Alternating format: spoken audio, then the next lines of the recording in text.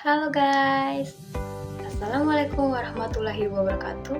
Salam sejahtera bagi kita semua. Shalom, Om Swastiastu, Namo Buddhaya, Salam Kebajikan, Rahayu. Perkenalkan, nama saya Elijah Krishna Kelmuskosu dengan NIM 202434064. Di sini saya akan menjelaskan 3 ranah pendidikan, yaitu kognitif, afektif, dan psikomotorik. Tidak lama-lama lagi, kita langsung kepada penjelasannya. Oke, kita masuk pada ranah yang pertama, yaitu kognitif. Apa itu kognitif? Jadi, kognitif adalah proses mental yang melibatkan proses berpikir, memahami, dan mengolah informasi. Perkembangan kognitif menurut Piaget, manusia memperoleh informasi dari panca indera, seperti penglihatan, pendengaran, penciuman, peraba, dan perasa. Jadi, Jean Piaget adalah seorang psikolog perkembangan terkenal, mengembangkan teori perkembangan kognitif yang menjelaskan bagaimana anak-anak membangun pemahaman tentang dunia melalui proses berpikir. Dalam teorinya, Piaget memperkenalkan skema sebagai struktur mental dasar yang digunakan untuk memahami dan merespon pengalaman. Skema adalah pola atau struktur mental yang digunakan seseorang untuk mengorganisasi dan menafsirkan informasi. Skema berkembang dan berubah seiring dengan pengalaman dan pertumbuhan kognitif. Proses utama dalam pembentukan dan pengembangan skema menurut Piaget adalah asimilasi. Asimilasi adalah proses memasukkan informasi baru ke dalam skema yang sudah ada. Contohnya, seorang anak memiliki skema bahwa semua hewan berbulu adalah kucing. Ketika ia melihat kelinci, ia mungkin menyebutnya kucing karena kelinci juga berbulu. Kata kuncinya menyesuaikan pengalaman baru ke dalam skema lama. Yang kedua, akomodasi. Akomodasi adalah proses mengubah skema yang sudah ada atau membuat skema baru agar sesuai dengan informasi baru. Contohnya, ketika anak tersebut belajar bahwa kelinci berbeda dengan kucing, misalnya telinganya panjang dan bentuk tubuhnya berbeda, ia akan mengubah skema awal dan membuat skema baru untuk kelinci. Kata kuncinya mengubah skema lama atau membuat yang baru agar cocok dengan pengalaman. Yang ketiga, ekuilibrasi. Ekuilibrasi adalah proses penyimbangan antara asimilasi dan akomodasi agar individu dapat beradaptasi secara mental dengan lingkungannya. Ini adalah mekanisme utama dalam perkembangan kognitif. Contohnya, ketika anak merasa bingung karena skema lama tidak cocok dengan informasi baru, ia mengalami disequilibrium atau ketidakseimbangan. Setelah ia menyesuaikan atau membuat skema baru, ia mencapai keseimbangan baru. Kata kunci mencari keseimbangan antara pengalaman lama dan pengalaman baru. Selanjutnya, perkembangan kognitif anak berdasarkan tahap usia. Usia 0-2 tahun, tahap sensori motor. Dengan ciri-ciri perkembangan, anak belajar melalui pengalaman langsung dengan indera dan gerakan. Belum memiliki kemampuan berpikir simbolik. Mulai mengembangkan koordinasi antara indera dan motorik.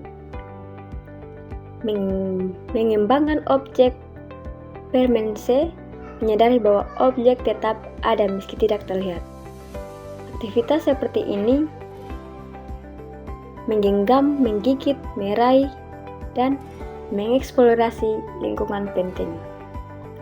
Contoh, bayi mencari dot yang jatuh meskipun tidak melihatnya lagi, menggoyang mainan karena menyadari akan menghasilkan suara. Yang kedua, tahap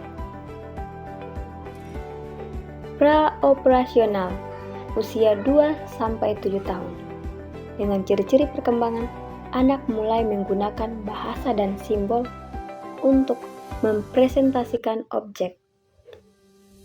berpikir egosentris, sulit memahami perspektif orang lain, berpikir intuitif, belum logis atau sistematis, sulit memahami konsep, konservasi, jumlah tidak berubah walau bentuk wadah berubah, suka bermain pura-pura dan imajinatif.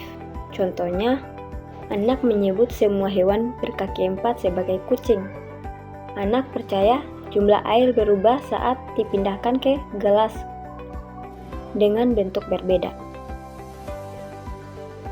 Yang ketiga, tahap operasional konkret. Usia 7-11 tahun.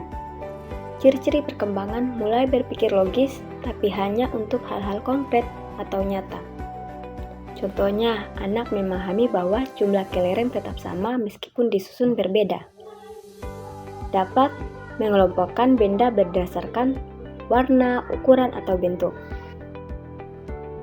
Yang keempat, tahap operasional formal. Usia 12 tahun ke atas. Ciri-ciri perkembangan mampu berpikir secara abstrak dan hipotesis. Contohnya, remaja bisa memikirkan bagaimana jika dan berdiskusi tentang topik sosial, politik, atau ilmiah. Bisa menyusun argumen logis dalam debat atau tulisan. Selanjutnya, tingkatan taksonomi Bloom oleh Benjamin Bloom dan yang direvisi oleh muridnya Cradwell. Kita bahas yang pertama dulu, Benjamin Bloom. Dia mengatakan C1 adalah pengetahuan, C2 pemahaman, C3 penerapan, C4 analisis, C5 sintesis, C6 evaluasi. Tetapi muridnya Cradwell merevisi 6 tingkatan tersebut. Jadi C1 menurut Cradwell adalah mengingat, yaitu kemampuan untuk mengingat kembali informasi yang telah dipelajari, seperti istilah, fakta, dan detail. Contoh mengingat ini seperti mengingat nama-nama Presiden Indonesia. Yang kedua yaitu C2 memahami, yaitu kemampuan untuk memahami dan menjelaskan gagasan utama dengan menggunakan kata-kata sendiri. C3 menerapkan, yaitu kemampuan untuk mengaplikasikan informasi yang telah dipelajari ke dalam situasi baru atau konteks yang berbeda. C4 yaitu kemampuan untuk memecah informasi menjadi bagian-bagian yang lebih kecil, mengidentifikasi pola, dan menghubungkan antara bagian. C5 mengevaluasi, yaitu kemampuan untuk menilai atau kualitas suatu informasi berdasarkan kriteria tertentu. C6 yaitu kemampuan untuk menghasilkan sesuatu yang baru seperti karya seni, teori, atau solusi masalah. Ranah yang kedua yaitu afektif. Afektif adalah aspek kejiwaan yang berkaitan dengan perasaan, emosi, sikap, dan nilai-nilai yang memengaruhi cara seseorang berinteraksi dengan lingkungannya. Tingkat perkembangan afektif menurut taksonomi Bloom.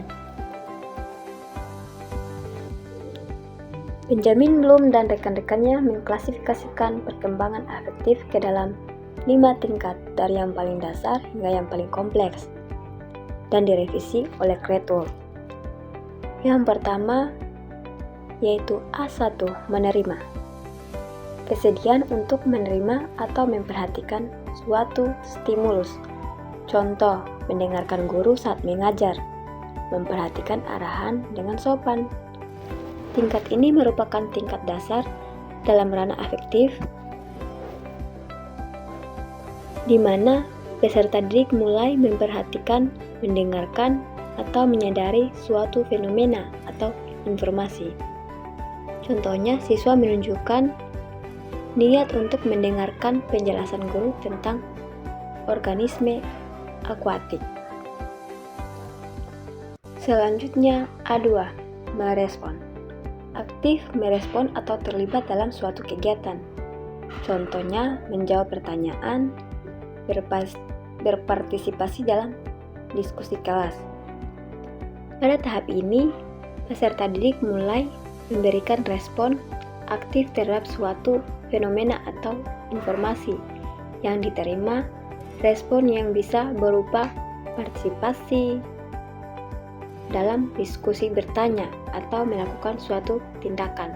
Contohnya, siswa mengajukan pertanyaan atau berdiskusi tentang solusi masalah pencemaran. Selanjutnya, A3, menilai. Pada tahap ini, peserta didik mulai menghargai atau menilai suatu konsep, gagasan, atau fenomena tertentu. Nilai ini dapat memengaruhi sikap dan perilaku mereka dalam kehidupan sehari-hari. Contohnya, siswa mengungkapkan keperhatian terhadap tingkat pencemaran di lingkungan sekitar. Selanjutnya, A4, mengintegrasi nilai-nilai dan menyusun ke dalam sistem yang konsisten. Peserta didik mulai mengintegrasikan nilai-nilai yang mereka yakini ke dalam sistem kepercayaannya sendiri, serta mampu membandingkan dan mengorganisasi nilai-nilai tersebut. Contoh, siswa membandingkan berbagai nilai-nilai seperti kemajuan industri versus perlindungan lingkungan. Selanjutnya, A5, karakterisasi. Penghayatan atau internalisasi nilai. Nilai menjadi bagian dari kepribadian dan konsisten dalam perilaku.